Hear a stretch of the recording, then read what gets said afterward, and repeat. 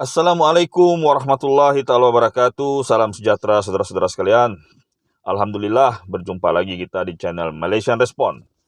Masih berkisar tentang pergolakan politik di negeri Sabah, saudara-saudara, apabila tindakan 5 adun daripada Barisan Nasional yang membelakangi arahan parti dan pucuk pimpinan. Apabila mereka ini, saudara-saudara, memilih untuk condong kepada Ketua Menteri yang ada sekarang daripada GRS, iaitu Datuk Haji Jinor. Salah seorang daripada 5 adun ini merupakan MP atau anggota parlimen di kawasan saya, iaitu P173 Putatan, Datuk Insinyur Syahelmi Yahya. Beliau juga merupakan salah seorang anggota Kabinet Kerajaan Negeri Sabah selain merangkap adun di N24 Tanjung Keramat dalam Parlimen Putatan. Okey, ramai yang berpendapat ahli politik mempunyai hak untuk memilih hala tuju politik masing-masing. Betul, tapi kita perlu pula melihat dua perkara yang jauh lebih penting. Yaitu yang pertama sekali, sekarang ini dalam parlimen negara kita sudah diluluskan rang undang-undang anti lompat parti.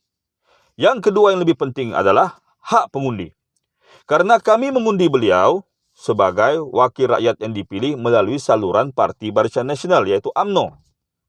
Kalau kami tahu beliau bertanding atas kehendak beliau untuk masuk GRS atau parti-parti yang lain, sudah tentu kami tidak mau menyokong beliau. Saya sendiri, saudara-saudara, berhak sebagai salah seorang orang yang ada di Putatan, berhak menagih majoriti 124 yang beliau perolehi apabila saya merupakan salah seorang jentera parti yang bertungkus lumus memenangkan beliau dengan mencari pengundi-pengundi luar kawasan. Saya yakin sumbangan saya membawa kepada kemenangan 124 undi berkenaan. Jadi, saudara-saudara, saya pun berhak juga untuk mendapatkan hak saya kembali. Tetapi kita tolak tepilah. Kita ambil 3 perkara ini untuk kita bincangkan pada konten kali ini. Okey, yang pertama sekali. Cuba saudara-saudara fikirkan, apa sebenarnya tujuan 5 adun ini untuk memihak kepada kerajaan yang ada sekarang? Apa dia? Kalau ada yang boleh tolong jawab, silakanlah jawab di ruangan komen. Kerana setahu saya, GRS ini sendiri tertubuh pada PRN negeri yang ke-15 atas dasar mereka bersatu sebagai beberapa parti-parti yang mau menewaskan warisan pada ketika itu. Dan salah satunya adalah Parti Bersatu, yang pada ketika itu saya percaya kurang popular berbanding Barisan Nasional. Tetapi atas dasar setia kawan, GRS ditubuhkan, maka Barisan Nasional telah pun memberi laluan kepada beberapa calon-calon dari Parti Bersatu yang saya anggap kurang popular pada masa itu untuk bertanding. Lalu menanglah nyawa-nyawa ikan 37 kerusi. Tetapi sekarang ini, saudara-saudara, status GRS itu sendiri kabur. Kalau kita lihat sejarah penubuhan GRS, Haji Ji sendiri, yaitu Ketua Menteri ini, beliau daripada Parti Bersatu. Dan ini terbukti apabila semalam Datuk Seri Hamzah Zainuddin daripada Parti Bersatu di Kuala Lumpur datang. Nampak? Jadi apa tujuan 5 adun ini saya pun kurang faham. Wallahu alam, hanya mereka dan Allah saja yang tahu. Tapi saudara-saudara fikirkanlah sendiri. Okey, itu yang pertama, saudara-saudara.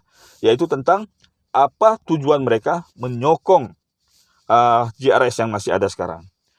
Yang kedua, saudara-saudara, yang perlu kita fikirkan adalah kesetiaan kepada parti. Calon-calon ini dipilih karena mereka mewakili UMNO Barisan Nasional pada pilihan raya. Saya yakin, saudara-saudara, kalau mereka berada di parti lain, boleh jadi mereka akan kalah pada pilihan raya berkenaan. Kalah. Di Tanjung Keramat sendiri, saudara-saudara, untunglah lawan dengan PAN. Parti yang cuma ada 1 calon dalam PRN berkenaan. Kalau tidak, saya rasa Datuk Insinyur Syahelmi Yahya kalah.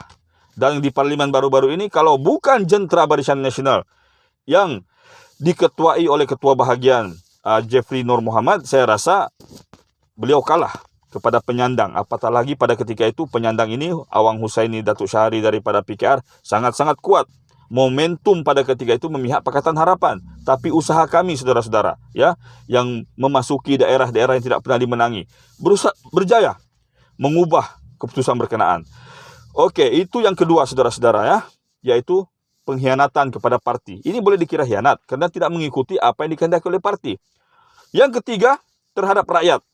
Ya, mandat yang diberikan kepada rakyat. Rakyat memberikan undi dengan harapan beliau berhikmat di bawah panji-panji Barisan Nasional.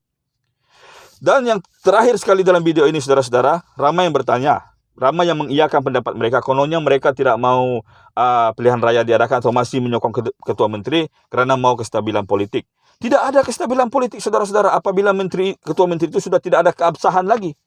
Apabila sokongan ditarik, BN bergabung dengan Warisan, secara tidak langsung ketua menteri ini sudah gugur hak beliau sebagai ketua menteri karena kurang kursi, tiada sokongan.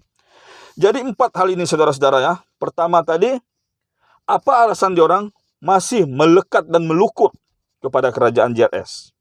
Yang kedua, pengkhianatan kepada parti. Yang ketiga, pengkhianatan kepada rakyat yang memberi mandat. Yang keempat ini tadilah.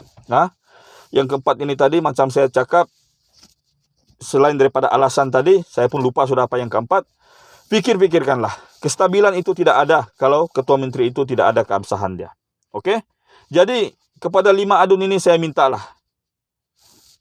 Janganlah cabar parti dengan kononnya apa tindakan pun diorang reda. Jangan. Kita tahu sebenarnya apa yang berlaku. Wallahu alam. Tapi kalau boleh, pikirkanlah. Datuk Bung Mokhtar Radin melakukan tindakan ini bukan demi kebaikan parti saja, tapi demi kebaikan negeri Sabah kita, supaya kita mempunyai kerajaan yang stabil. Kita tahu, JRS wujud sekarang ini, bergabung dengan kerajaan persekutuan, sama seperti BN dan Warisan, tapi kewujudan JRS diragui karena mereka masih ada bau-bau bersatu.